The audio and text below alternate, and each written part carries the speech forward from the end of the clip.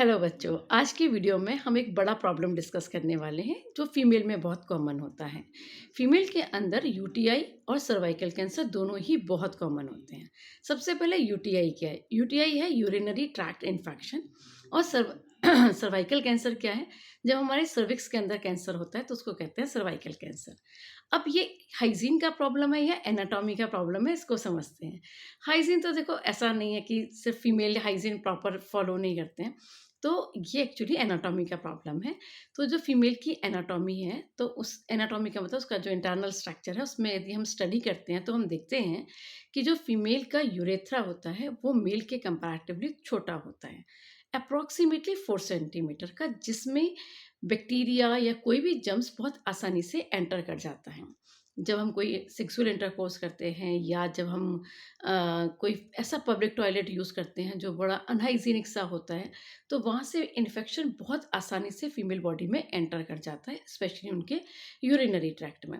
इसी तरीके से सर्विक्स जो होता है वो भी एनस और वेजाइना के बहुत क्लोज होता है, तो वहाँ पर भी बैक्टीरिया, खासकर ह्यूमन पेपिलोमा वायरस, बहुत आसानी से एंटर कर जाता है और वहाँ की सेल को इन्फेक्टेड करके वहाँ पर सर्वाइकल कैंसर कॉज करता है।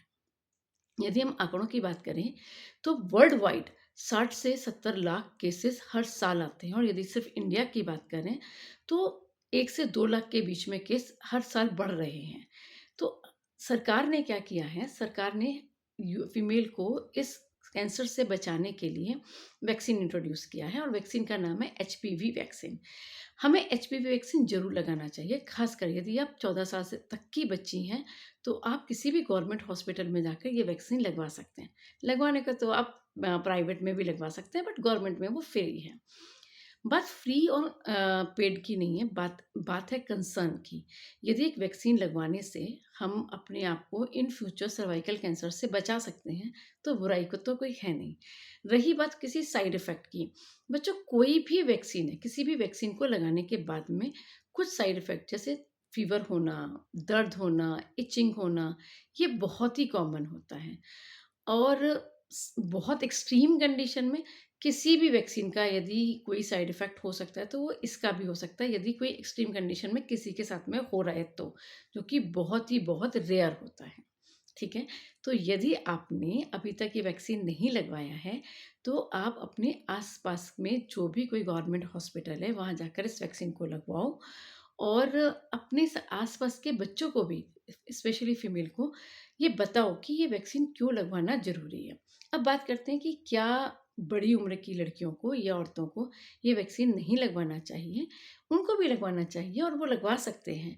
लेकिन जो स्कीम है वो 14 साल तक की बच्चियों के लिए, क्योंकि वो ज़्यादा प्रोन हैं इस यूटीआई इन्फेक्शन और सर्वाइकल कैंसर के लिए। तो यदि ये इन्फॉर्मेशन आपको अच्छी लगी हो तो डेफ़िनेटली कमेंट करके बताइए।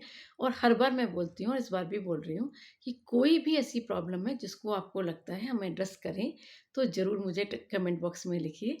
Take care. और हाँ, जब भी आप किसी पब्लिक ऐसे टॉयलेट को यूज़ कर रहे हो या कहीं घर से बाहर जा रहे हो जहाँ पर आपको पब्लिक टॉयलेट यूज़ करने की ज़रूरत पड़ रही है, तो अपनी हाइजीन का ध्यान रखो और अपने आप को हाइड्रेटेड रखो। जितना ज़्यादा पानी पियोगे यूरिन के साथ में, उतना ही इन्फेक्शन बाहर चला जाएगा और आप यूटीआई और सर्वाइकल कैंसर दोनों से बच सकते हो। Thank you, take care, good bye.